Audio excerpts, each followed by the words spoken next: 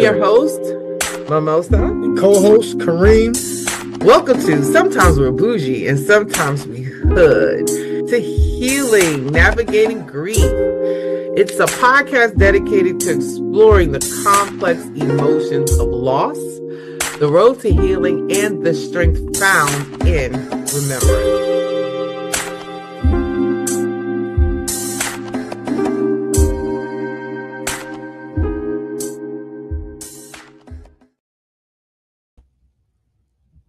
Welcome in, welcome in, welcome in. Yo, what's up?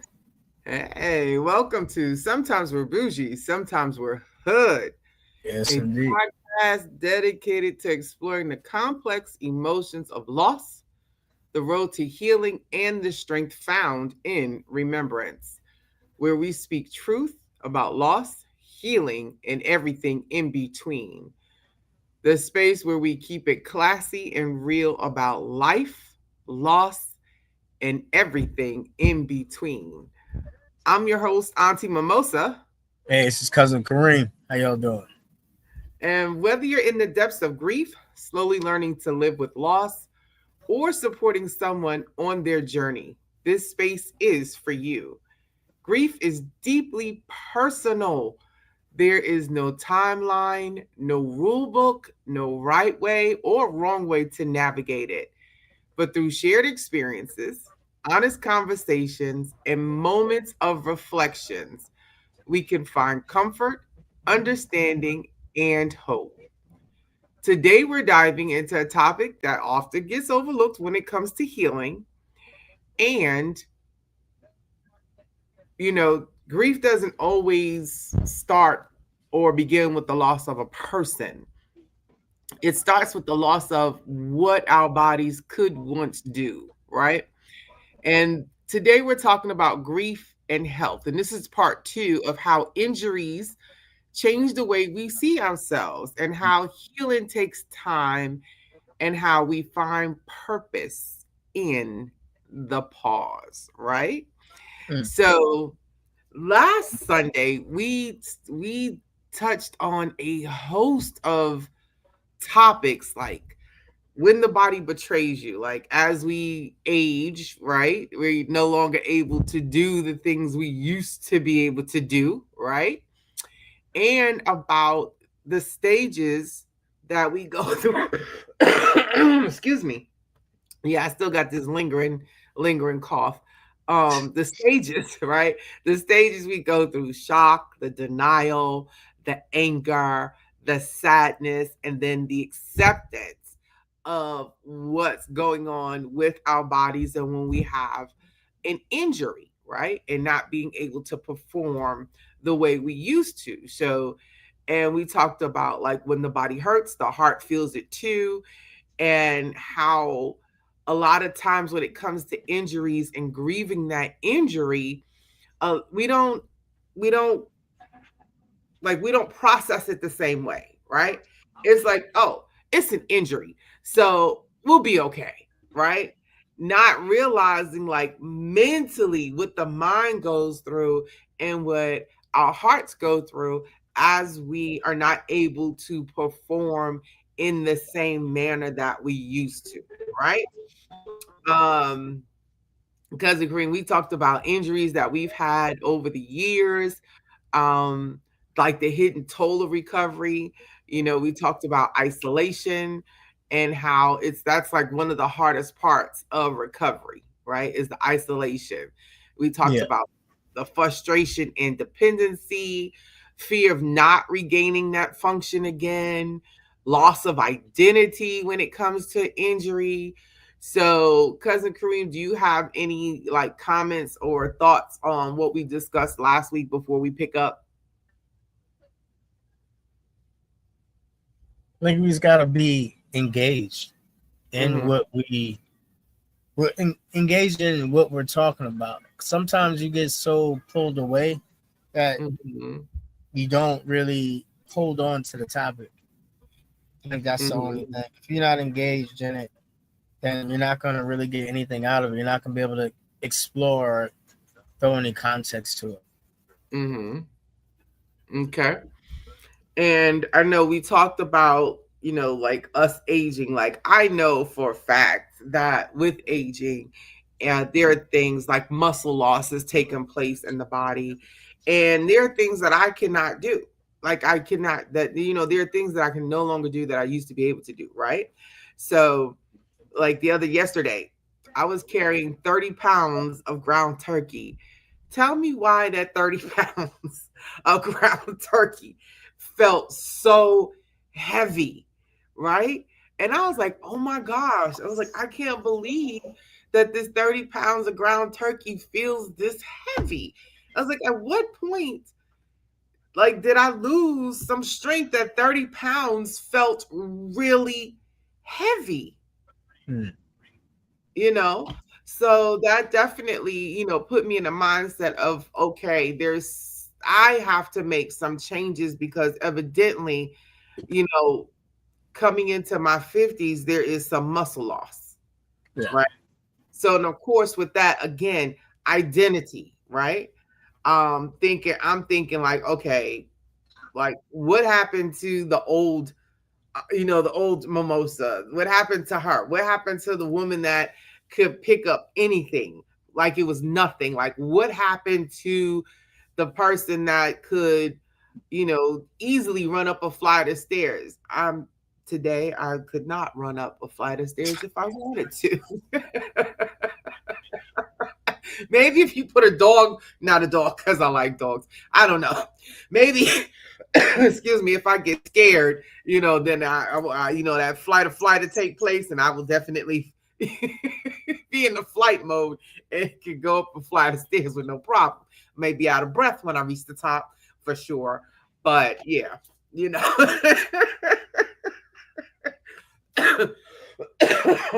But yes, this is a topic that when it comes to grief, that right, the bounce back, right? Tashi says the bounce back or recovery after injury is slower. Most definitely, especially as we age, we do not heal as fast.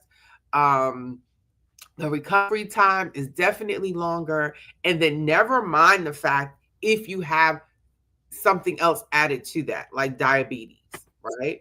We all know if you have diabetes, one, if you have an injury, it takes longer to heal. If you have a cut, it takes longer to heal.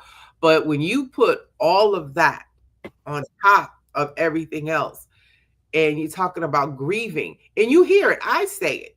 I know I hear several people say, I'm not able to do the things that I used to do. Like, Right.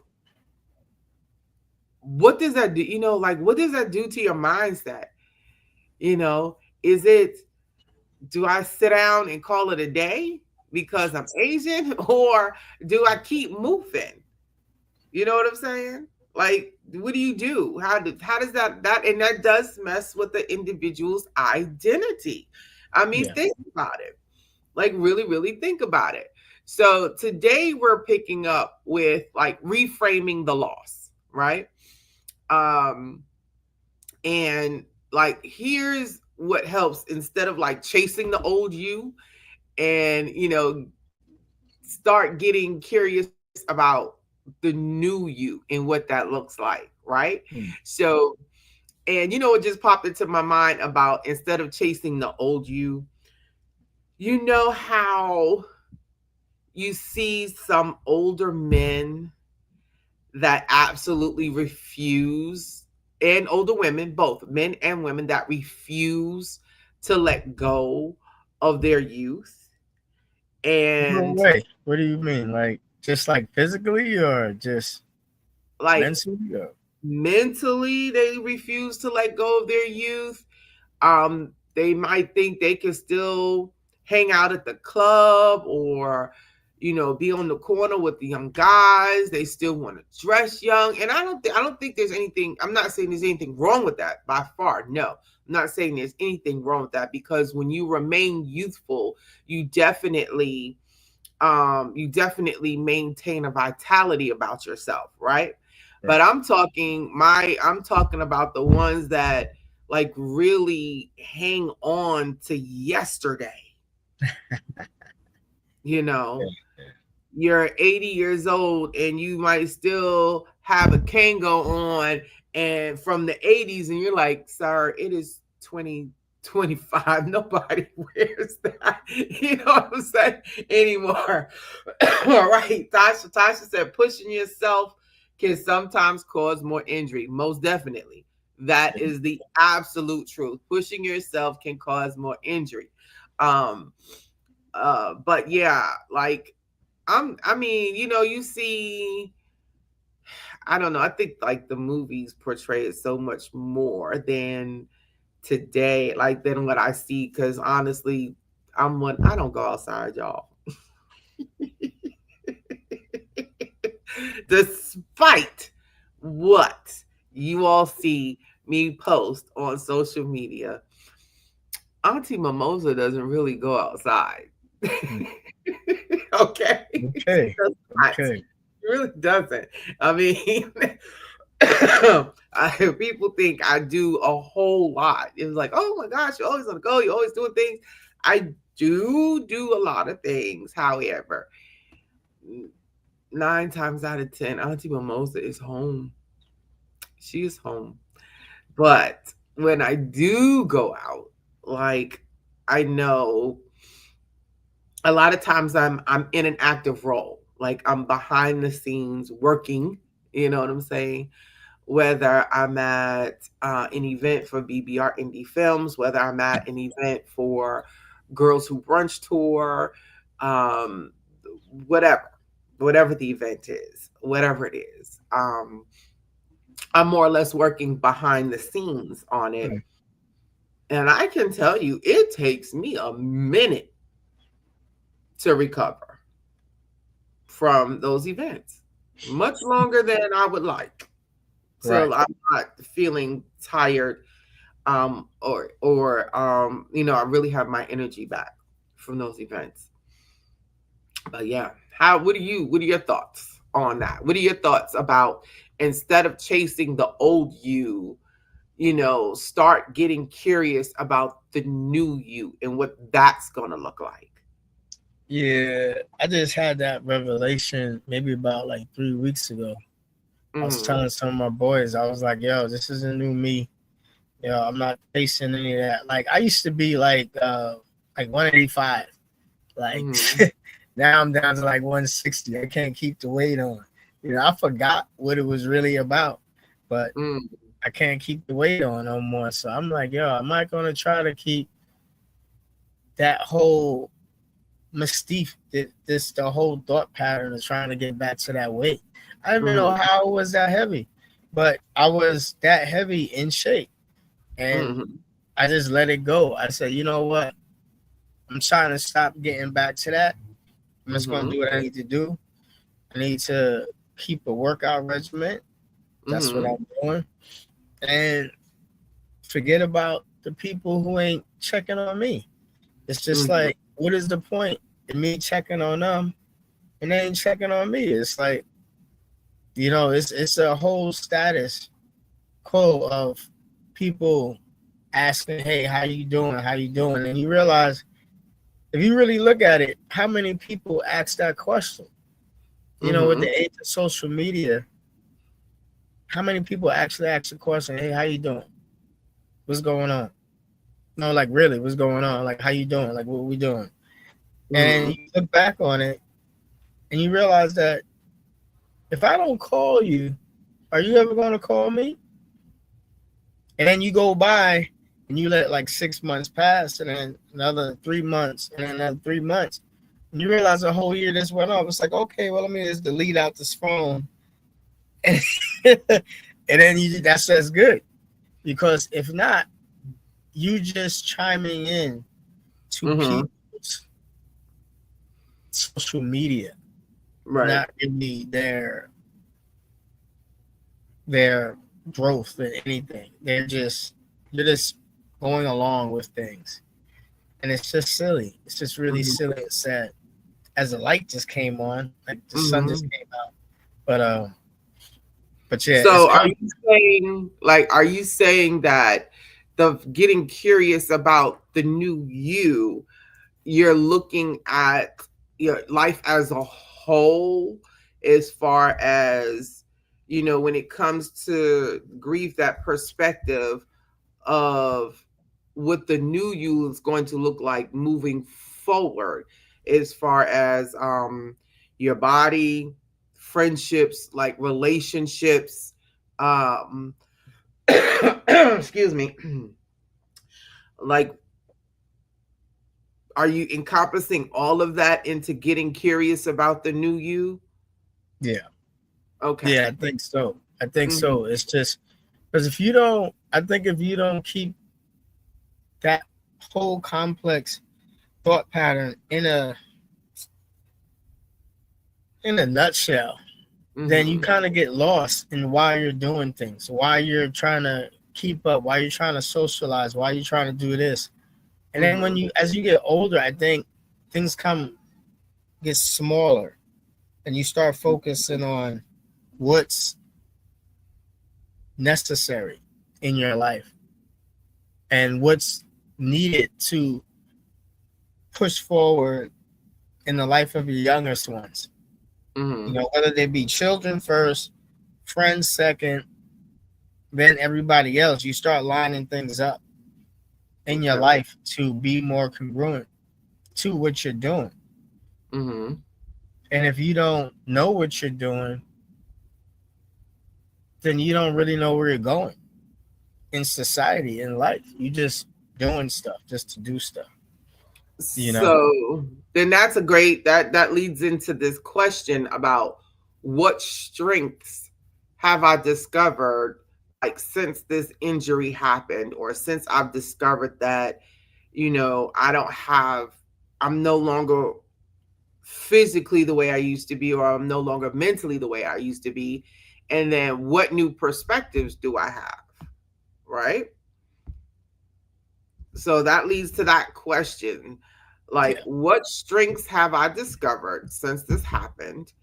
And what new perspectives do I have? Like, you might find that you're more patient now, maybe more empathetic, um maybe you learn to slow down and actually listen to the body instead of running it into the ground, and, like, really understanding or comprehending you're not who you were before, right? And we say that's okay, and you're becoming someone wiser, more grounded, more self aware, Mm. right? So, and with that, like, reframing the loss. Now we're talking about injuries, like the body and the injury, and getting old, aging, and mourning the loss of the old you, and embracing the new you, discovering how to accept your new body, or your new self, or your new limitations, or um like when you have an injury. And there's one of the things that we talk about, well, we haven't talked about, when What it is that? comes to mourning, right? Your old self and the new self, and that's intimacy, Mm. right? And Yeah. whether or not, and I always say that, the creator really, um like, really did a cruel trick on society, whereas as women age, our libido tends to get higher, and as men age, your libido starts to go down, right? So is there, I like, don't know is about that. there yeah, you might still think about it all the time, but as far as, like, the performance, right? there you I'm sure there are men out here, as they age, right? I mean, there is a reason why they created the quote unquote little blue pill and all this stuff, right? It's because when it came to intimacy, the women, as women, we're looking for the long lasting Yeah. sessions. And now the men that are our age, they can't keep up. right? So there is a grief. I believe there's a grief in that process as well. There's grieving in that because, like, if you've been with your partner for over 20, 30 years, and at one point there was a match, right? Or maybe he was up here and you were down here and he was wearing you out, and now it's reversed. Now you wearing him out on the intimacy level. Now you have to find a different way to create intimacy. And I'm sure there's a grieving process there as well. And then what if you don't have a partner? What if you don't have anyone that you're intimate with? What does it say? If you don't use it, you lose it, right? That's that whole, if you don't use it, you lose it, right? I don't know about that. So, I mean, when you think about it, it's like an exercise, right? Intimacy is kind of like an exercise. So for women, if you're not with someone and you're not intimate with someone that practice that exercise, what happens? The hips get tighter, right? So if you don't use it, you lose it. The hips get tighter. You know what I'm saying? You're not as flexible. I'm not a man, so I don't know what y'all lose on your end. Well, I mean, of course, there's the impotency stuff. But again, right, you know what I'm saying? If you don't use it, you lose it. So, but all of that is that, and that's stuff that's not talked about. Those are things that are not talked about. And when you talk about the grieving your physical body, grieving your injury. Think about the men that have prostate cancer. There's prostate cancer, right? Yeah, I have no idea what prostate cancer. You don't know? Okay, so prostate cancer is it is cancer of the male parts, which can cause, depending on what's going on, for you to lose your physicalness. Okay. Right. So I said, think about that, and think about any type of cancer that a male or female, any dis-ease toward the body, anything that is really strenuous. Like I'm gonna say, and I talk about cancer because so many people have it. You have to go through chemo, you might go through radiation, and you may have to take radiation pills, and you're taking these things, and the toll it takes on the body, right? The toll it takes on the body, any sickness, the toll it takes on the body. And you're looking like, oh my gosh, I can't do the things that I used to do anymore, right? You have to ask for help. You have to ask for help. People don't, and then some people, their pride gets in the way where they don't want to ask for help, right? And you're trying to do things on your own as much as you possibly can. But that's that question. What strengths have I discovered since this happened? And what new perspectives do I have with grieving the loss of the younger version of myself? Or the person that, you may have,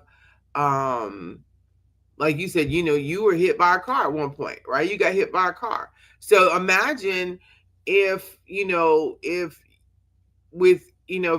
both your legs were broken and you had pins in your legs and you just didn't walk the same way. You know what I'm saying? Imagine like how you would feel knowing that, or you may have to walk with a limp the rest of your life. You know what I'm saying? It's stuff like that. It is what we grieve. Think about the veterans, right? Those men and women who went off to war and they have come back, and they may have lost a limb, they may be paralyzed, they the minds are not the same, right? So imagine the grieving, and I'm sure they're fighting every day to get back to this place of normalcy, right? Yeah, it's funny you should say that. I was thinking. I seen a commercial come on the other day, and I was thinking about that. You know, people join the military, especially infantry, and they think they're just going in there and just doing whatever. And you got special forces, so you got like the lower side and you got the upper side of the spectrum, and it's really a disturbing factor in knowing how a regiment of say 100 men, women can try to do something, but the commanders, the majors, the general colonels, they know that they're not going to be able to do it. They're just trying to have them do something versus special forces going in there with like 8 to 10 people and be able to do the exact same mission that the 100 was supposed to do. Mm-hmm. And they know the 100 is not going to be able to do it. And it's a crazy thought pattern. Anyway, that was all off the subject, but I just wanted to touch on that. Like when you don't put yourself out there in a realm where you're able to accomplish the set tasks that somebody else wants you to accept, then you're on a lower echelon. But then when you are able to go out there with just a small amount of people and capture that task at hand, Mm-hmm. you're looked at as so much more. But then you got there's a level above that that's even better, and it's like the pool is smaller and smaller. I guess in the military, if you really looked at it, the way you know that you're good at what you do is the least Mm-hmm. amount of people that are ascertained to do what you're supposed to do. If you have a lot of people with you, you ain't really crap. But the smaller that a group amount of people that you're with that are used to accomplish the task at hand, those are the people that are the higher echelon. You know, special forces, you know, secret agents. It just goes up and up, and the higher up you go, the less amount of people you have to accomplish that task. I don't think people really look at it. They just feel I'm part of this unit, so I'm good. It's like, are you really good? Because you don't really have an understanding of what you're doing, so you have to be with this large regiment, and you come out lost like 3/4 of the regiment versus the other people, special forces, black ops. You know, they go in there, just gotta go do what I gotta do. Less words are said. You go in there and you get it done. It makes me wonder. It's the same thing like with jobs. If you need a gigantic team behind you, are you really as good as you think you are? Or can you go in there with 1 or 2 people and get the job accomplished and come out with a higher regard, higher reward? It's crazy.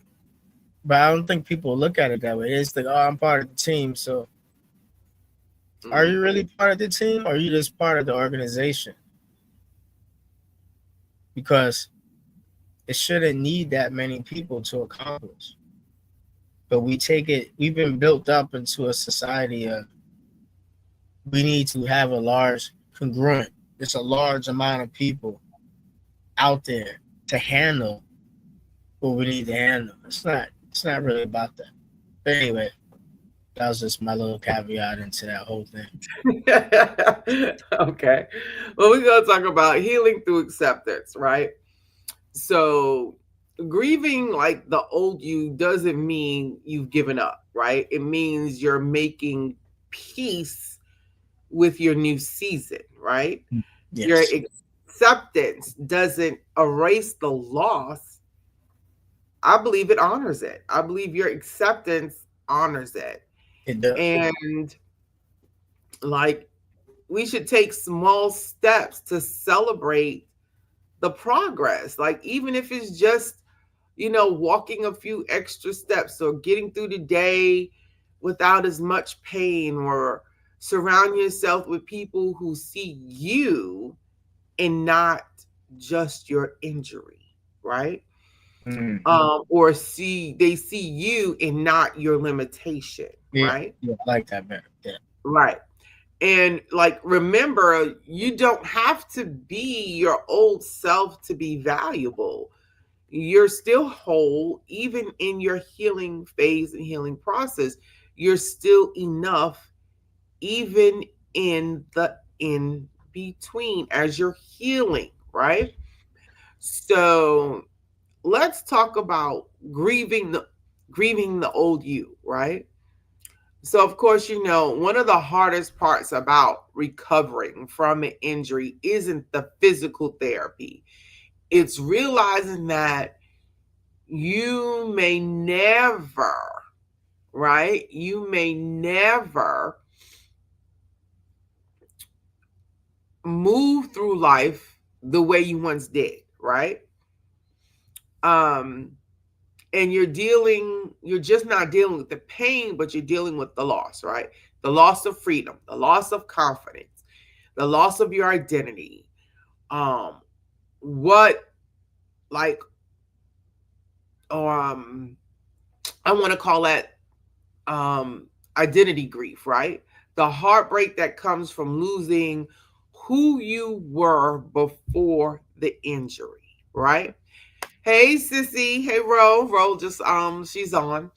Um right? And so many, and that's what we've been talking about. Like, when your identity, like, excuse me, let's talk about, I'm going to switch gears. Let's talk about when your identity is built on movement, right? Let's start with athletes, okay? So imagine somebody who's spent years training, running, lifting, pushing their bodies to its limit. And we hear about this all the time. And then one day, one accident, one bad landing, and suddenly it's game over. The body won't let them play at the same level they once played before, right? So you got the crowd, the adrenaline, that sense of purpose is gone from that one accident, right? And even if they heal physically, there's that quiet ache because, like, their identity was built on performance. Like, take that ballerina dancer, right? Her whole life, his whole life, dance, train. All of a sudden, you break your ankle, right? You break your leg. The whole world was built around movement. And the hardest part isn't just the rehab for them, it's figuring out who they are when they are not that athlete, when they're not that same athlete. And that's grief. It's not dramatic, it's deeply human. And we've seen the stories, right? We've seen the movies about the athlete that's injured. What was that movie with Queen Latifah in Common? What was that? I can't think of the name of that movie. Oh, it was a basketball movie. Yeah, I'm trying to think of. And he was the angry athlete, right? And I mean, we've seen, excuse me, we've seen other movies like that. Athlete gets injured, dancer gets injured, or a person is injured. They're going through rehab. They're highly angry and pissed off because they cannot do what they couldn't do what they once could do. Their performance level is no longer there, right? And then when they get back on the field, or they get back into dancing, or whatever it is, football, basketball, what have you, what do you call the people that ride the horses? Equestrians. right. And they get thrown by a horse and get injured. Now, as they say, they got to get back on that horse. All right. Football, they train. You got to get back on the field. You got to play that game. Dancers, you got to get back out there and dance, right? But what happens?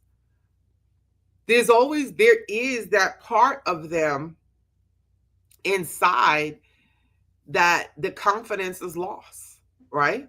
There's that small part of them, they feel like they can do it until it's time to perform, and then they almost freeze in place, right?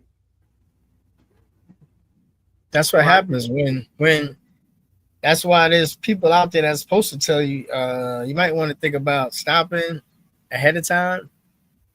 But then it's like it's up to you to decide, no, I'm not gonna stop. I'm gonna still perform. But then you gotta look at the numbers and you gotta look at everything just to see if you can still compete. There's certain levels. The level has, I think what it is, like the levels have for you to stay on top have increased. And so like the speed before back in like the 50s and the 40-yard dash from football was like 5.5 seconds. It's like you were faster than 5.5 seconds. You were great. Now they got the times down to like 4.2 seconds to know that you're the fastest. And everybody's got to be within 5 seconds of that time or you're not performing in the NFL. It's the same thing with, well, baseball is just different. But basketball, if you're not touching the rim when you're laying it up, then what are you doing? It's like, I don't care how short, how tall you are, you need to be able to do stuff. So it comes down to just where you are in relative speaking, and then looking at the highest echelon of players and where they're at and seeing where it goes. Because if not, then you don't know when to step out of it, legally. Not legally, but what's the word I'm looking for? But just cautiously, where you say, I'm not up to the par to play anymore, and before you get cut. Well, I mean, I think about it though. Like, I think back, there was a time where, as a child, I was in dancing school and I danced all the time, right? I have a knee injury. I don't dance the same. I don't. Would love to dance the same, but until this knee is taken care of, and probably after, I don't know if I will still be able to dance the same, right? I don't know. Now, is it like I don't even walk the same? I rock when I walk, or I wobble. You know what I'm saying? Because I baby the knee, because sometimes I'm in pain. Sometimes I'm in pain when I walk, and I have a tendency to baby that knee. I won't put as much pressure on that knee as when I walk. So think about, like, if athletes go through this, just imagine how much difficult. And look, my thing is the athletes, the entertainers, I want to say, hopefully, they've set their financial cushion aside, but they can always shift, because they may have that financial back, and they can always shift into something else, right? You know what I'm saying? They can shift into another, right? They can shift into a business venture, what have you, and recreate themselves. We're talking about the everyday person. Oh, my cousin is on. Hey, babe. So she said, so true about that knee. Yes, that knee, honey, that knee injury is no joke. Or that when you get that knee pain, it changes everything. It slows you down like 100%. It really slows you down, and you just don't move the same. And but anyway, but let's talk about caregivers, right? I want to shift gears to caregivers, because like I said, we all know what it's like when, with athletes, they're high performers, even with ourselves performing on a daily basis, that loss of strength, like I talked about. Like I said, I was carrying 30 pounds of meat yesterday, and all I was walking from my car excuse me, into the building. And I got to the front of the building, had to put the box down. I was like, whew. I was like, I'm tired. This is heavy. This 30 pounds of meat is heavy. So again, I'm like, okay, I feel like I have to do something, you know. I have to do something different in order to build my strength up and be disciplined and proactive about it. And a lot of people can do that because, like, you hear about the 60, 70, 80-year-old women who become bodybuilders. You know what I'm saying? You know, 60, 70, 80-year-old women, men that become bodybuilders, or they turn into athletes. And that's amazing because that just tells you that you can retransform the body, right? You can retransform it. The body can regenerate, and you can make it become whatever you want it to become. So it's never too late for that, right? But let's talk about, I want to shift gears and talk about caregivers when they can no longer care the same way. Let's talk about that, right? And with caregivers, right, there's that one who has always been the strong ones, right? Okay. The moms, the grandparents, the nurses, the family anchors who take care of everybody else. And when injury or illness hits them, it flips everything upside down, right? Suddenly, they're the ones who need the help, and that's hard for them, right? Auntie Mimosa, okay, because their sense of purpose is tied to being needed, right? I've heard people say, I used to do everything for my family. Now I can't even cook like a full meal without being in pain. Or, you know, that kind of loss hits deep, right? And it's not about the pride, it's about identity. And the question becomes, who am I if I can't take care of others the way I used to? Right? Mm. And that's huge because a lot of women are in that caretaker role, right? And it's like, okay, if I get injured and I can't take care of other people, or I can't take care of the family, if I get injured, who's going to take care of me because I take care of everything else? Yeah. Right? And I believe, go ahead. No, go ahead. It's a big thing. And I think that's probably one of the reasons why, like, I have yet to have my knee surgery, because a lot of people depend on me. And I had this conversation with another girlfriend of mine. Like, there's a procedure she wants done, but she'll be down for like 3 months. And she was like, how am I I have an organization to run. I have my, family. She's in a caretaker role. And if she's down for 3 months,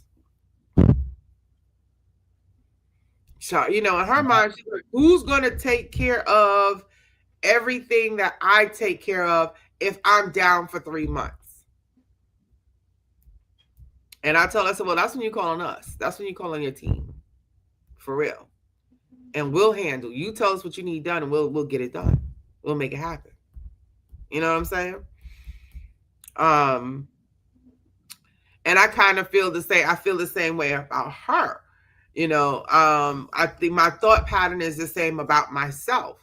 Like, when I have this knee done, when I have my knee, when I make the decision to get it done, like, who's going to take care of everything that I need to take care of? Right? Who's going to do that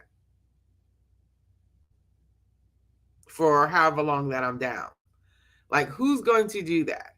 And And I'm also hesitant when you talk about identity. Like, I had a knee procedure done several years ago, right? And it was just it was a simple, it was a meniscus repair Okay. done.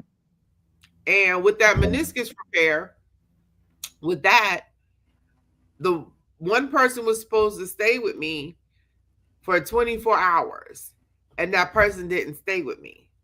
So that meant I ended up like under anesthesia. I ended up getting up, moving around, and taking care of myself, right? And as a result, my knee did not heal properly, which has led to the damage that I have today. So with that, again, it's just like I was supposed to stay off of it, but I ended up driving myself to the grocery store. I ended up, even though I took my walker with me, um, and used the walker, I still wasn't supposed to be on it. But I had to do things, you know what I'm saying? And I was able to I think I had two people that came to help me that I was able to depend on. One girlfriend came and fixed me lunch, and then I had another friend came by, and they went grocery shopping for me to keep me from having to go, because they knew I wasn't gonna ask. I was not gonna ask for anybody, and this is before Instacart and all this other stuff came out, way before that. Yeah. But anyway, but yeah, that's huge for caregivers. It is huge for caregivers because it does. It asks, that person is like, who am I if I can't take care of others the way I used to when there's an injury or when they go down, right? What about? That's real. That's It's real. very, it It's is. a whole seismic event of things that you take into play when you've been able to do it before, and now you're not. I think that a lot of times you perceive yourself in a certain place, and then after that, it's like, okay, I'm not in that place anymore. So then how do I perceive? And then you try to get into it, and you're like, oh man, this isn't working out the way that I thought it was going to work out. Then you have to reapproach it into a comfortable state in your mind to be able to say, hey, you move from the active person. Now you want to move, like if you want to move to an active person and helping, to just the mental approach of how to help somebody. And in that's where things kind of get, for me, that's how things get kind of transformed, because you're just changing the way that things happen, because you can't do the physical thing, like you say, with your knee. You can't be picking nobody up, helping them walk down the hallway, nothing like that, walk down the street. So you got to like mentally be able to proposition them to do what they got to do. And I think that that's just a whole nother look at it. But anyway, just wanted to throw it in there. And believe me, I pay for it. I pay for it. Like when I work behind the scenes of an event, I pay for it later. I'll pop to a leave, or excuse me, I'll take, about 3 to 4 extra strength Tylenol, and then I'm gone. But then by the end of the day, and the next day, my leg is so swollen to the point I can't stand on it. And and I have to elevate it and rub it down. And then, there are times when there's nobody here but me. So I still have to get up. I still have to fix myself something to eat. I still have to do the things that to maintain my daily life, leg swollen or not. But yeah. Let's talk about workers who've lost their rhythm, right? And let's not forget about people who work for their own. I mean, really, that's their thing, right? The folks who built that identity on consistency, showing up every day, making things happen. Whether it's a construction worker who can't lift heavy tools anymore, a teacher who can't stand for long hours, or a delivery driver who can't sit behind the wheel because of back pain, And it all leads to the same question. Who am I now? Right?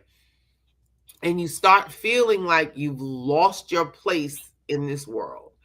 People say, you'll be fine, but they don't understand that it's not just about getting back to work, it's about getting back to yourself, or what you feel like you want to feel like your old self, when the old self is not there anymore, right? Excuse me. So let's talk about reframing what strength means, okay? And like, what does that mean to you, Cousin Kareem? What does like reframing what strength means to a person who is struggling or grieving their identity behind an injury or loss of what they once could do? What it really means is checking your conscience of where you're at. Because if you don't know, if you don't accept the physical changes, then you won't know how to relegate what needs to be taken care of after that. It's just like, because I'm trying to think of something else in my life just to say that, but I self-think a lot on changes. So, but I know some people, they can't get back into the shape that they were. No, that's not the word. I'm trying to just figure out a way how to say it. It's like they don't propose that they're not the same person. They don't look at their age. They don't look at their situations. They just assume and just keep everything generalized, like it's supposed to just, like it hits a point like me and then it goes up, or goes down, and they don't see that drop off.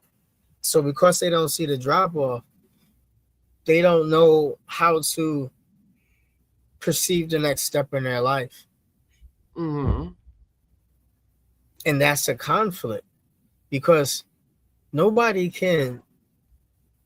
Yeah, you can still run a mile, but can you perform out there in that basketball court?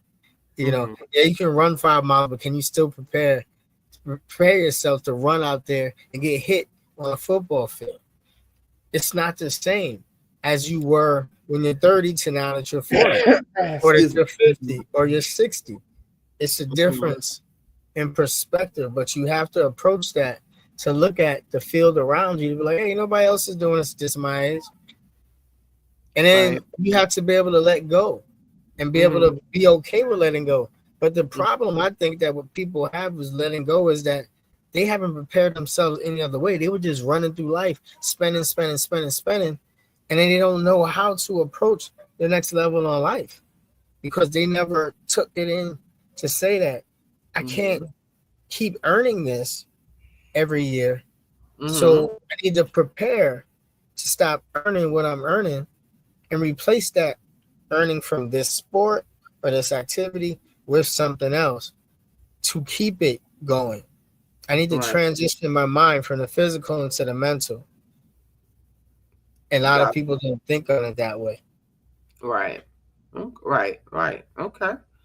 I like that. The truth is, healing changes you, right? On every level, every aspect. And you may not get back to who you were, but you can grow into someone even stronger, even wiser, or even better, right? Yeah. And strength isn't just about what your body can do. It's about how your spirit, that inner spirit, your heart endures, right?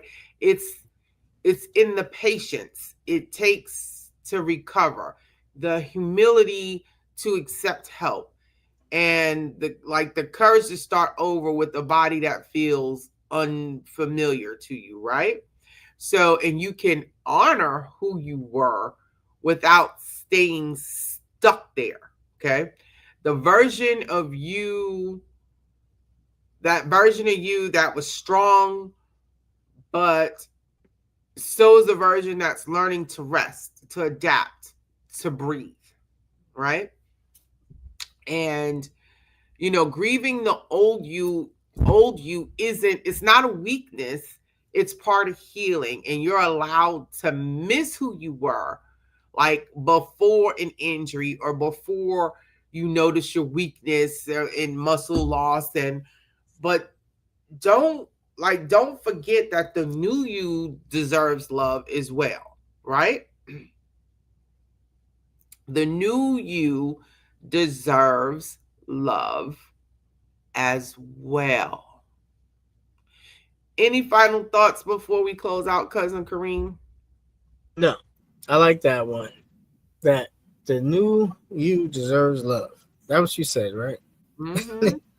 That's It's right. it's true because there's so many people who put themselves in a box. They'll put themselves in a box, in a creative box, and they Mhm. won't even contemplate that the new thoughts that you might have coming out of a career was all based on your physical. And what's crazy is that they know that they can only do what they're doing at this level, but for a certain amount of time. But then when they get close to that number, they relegate back to, well, I can do better, I can do better, I can do better. Instead Mhm. of looking at it as, why do I even need to do this anymore? If you had spent 10 years trying to get into the NBA, trying to be the perfect NBA player, and then now you're at the last year of that cusp, say 40 or 35, really. And then Mhm. now 15 years into it, and now you're like, oh man, I gotta get it, gotta get it, gotta get it. But it's too Mhm. late. You already hit your apex, and now you're on the way down. It's like, why didn't you think about that before? You just too busy having fun, you know? Mhm. But you wasn't really considering the fact that I need to take care of myself, get to the highest in my position, get the most money I can get, so I can aim towards what I need to do after this. Because I still got another 40 years left to live. And then Okay. I think people don't get into that enough. Mhm. I don't think people get into that enough. Well, I will say that before we close out, there was this exercise that I did with my sister Ro, right? And I took a sheet of paper, like the um, loose leaf paper, lined paper, and we folded it. And I found this, I can't think of the name of it because I like to give people credit. Saw this on, it was either Instagram or Facebook, one of the social medias, but this lady, she explained, she was like, how to determine, like really take a physical look of how much time you have left in your life, right? So she said, like, take a piece of loose leaf paper, you fold it in half, and you fold it in half again. So you remember how, like, we used to write our timetables and you fold the paper in four and you open it and then you got the four columns, right? Yeah. And for column, each column is to represent like the 10 years of your life, right? So 0 to 10, 10 to 20, um sorry, 0 to 10, like 11 to 20, 21 to 30, and then 31, to 40 or what have you. But what you're actually, instead of doing it that way, what you do is you start like where you are. So for example, mine would be, I would start with 51 to 60, and then my next column would be 61 to 70, going to age 70. I would take mine two steps further. um And the purpose of this exercise was like to look to see how many years you really had, like to physically show yourself how many years you had left to retirement, and how to revamp your mindset toward retirement. If you have not set up a savings or your RI, I'm about to say ROI, your return on investment, wrong thing. Your Roth IRA, your retirement fund, like that's the reason, like that's how she was saying to look at it. So, technically I have two columns. I have the 51 to 60 and then the 61 to 70, and looking at 70 for retirement. But I'm already 3 years into my 10, and then I have another 10 left. So technically I have about 20 years, good 20 years left, and that's just looking at stuff financially. That's not looking at me physically, right? And that's a whole nother look.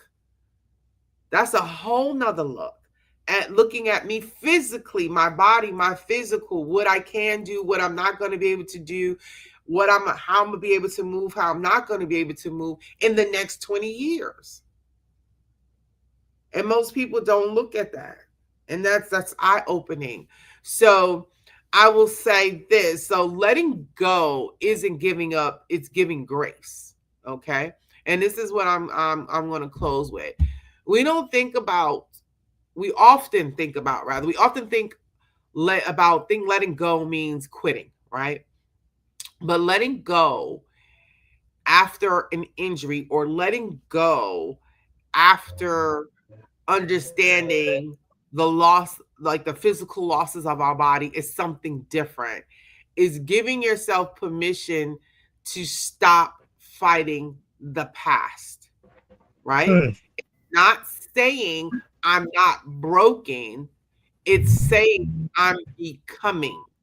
And giving grace means meeting yourself where you are, not where you used to be. I'm going to say that again. Giving grace to yourself means meeting yourself where you are, not where you used to be. It means celebrating the small steps, the slow mornings, the therapy sessions, the days you show up even when it hurts, right? And you don't have to rush back to who you were, because healing isn't about going backwards. It's about going forward. Everything in our lives is about moving forward, looking ahead, not looking back, right? So grace looks like resting without guilt. Grace looks like asking for help and allowing others to show up for you. Grace looks like smiling again, even when your body still aches. It's knowing that your worth didn't disappear with your injury, it just evolved.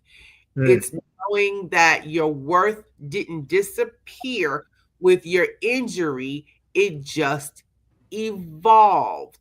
The truth is, the old you got here, the new you will take you further.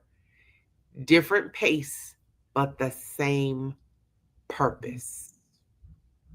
Different pace, but the same purpose, right? So, excuse me. With that being said, Cousin Kareem and I will be signing off for the remainder of the year. We'll be running previous episodes. So if you haven't caught any of the past shows this year, that's what we'll be running as we get ready for the new year and the new season of Sometimes We Bougie, but sometimes we hood. Yeah. and we'll be working on some things. So like I said, this is an opportunity. We'll be running old episodes from now until the beginning of the year. So with that, thank you for spending this hour with us. Thank you for spending this year with us. Yes. And if any in all of these episodes helped, please share it with friends, family who might need it. Remember, you are not alone in your grief journey, and that's grief in every aspect, because that's what sometimes we bougie, sometimes we're hood. It's about grief in every aspect of your life. We just don't talk about the loss of our loved ones, but as you can see, we talking about loss of who we are in injury. We talk about loss in love, loss in the job, loss in finances. We talk about loss and grief in every aspect of our lives. So, and we want you to remember, again, like I said, you're not alone. So when it comes to grief, there's no timeline. There's no right or wrong way to grieve. Honor your feelings, embrace the memories, and allow space to heal in your own time. Because believe me, we are all healing in our own way, in our own time, and in our own space. And I also wanted to say, before we finish closing out, tomorrow is Darius's 33rd heavenly birthday. I'm not posting on that. I'm doing something different tomorrow for him. I love my oldest son. I miss him so much. But I just wanted to put that out. And of course, until next time, be kind to yourself, hold space for your emotions, and remember, you don't have to walk this road alone in silence. Your love and your light still matter, so take gentle care of you. So follow, like, share, leave a comment. We'd love to hear from you, your reflections, your rituals, your road to healing. If you want to be a guest on the show, connect with us on Instagram under Queen of Life Empowerment and or SBS Age Grief Podcast. On Facebook, Sometimes We're Bougie, Sometimes We Hood. On TikTok at Sometimes We Bougie and Hood. And if you want to send us an email, sometimes we bougie, sometimes we hood at gmail.com. But we're always real. Until next time, remember, healing might be quiet, but it's happening. Our bodies remember pain, but they always remember love, touch, laughter, and hope. Healing from an injury or just plain aging, it isn't just about moving again. It's about returning to, or becoming, it's about becoming the new you. Y'all have a wonderful holiday season and a great end to the year 2025. And we'll see you all in 2026. Peace. It's a podcast dedicated to exploring the complex emotions of loss, the road to healing, and the strength found in remembering.